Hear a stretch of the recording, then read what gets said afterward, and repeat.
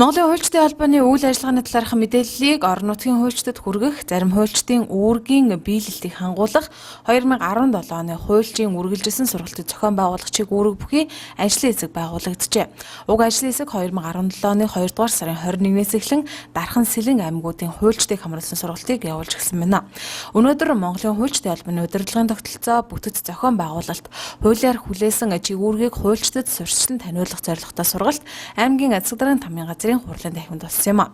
Энэхүү сургалтанд Дархан аймгийн хуульчид хамрагдлаа.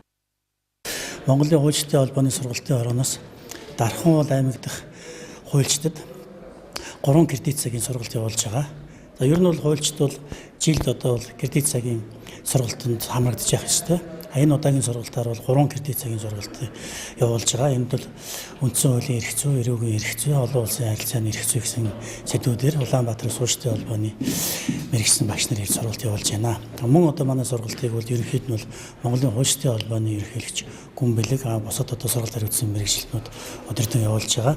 Дархан улс Сэлэн аймагт бол энэ сургалт явуулж байна. За өнөөдрөөс бол Дархан аймаг сургалт эхлээд явуулж байна. За манай Дархан аймгийн нийтдээ бол хуульчдын гэрчлэгээтэй 100 гаруй хуульчд байдаг.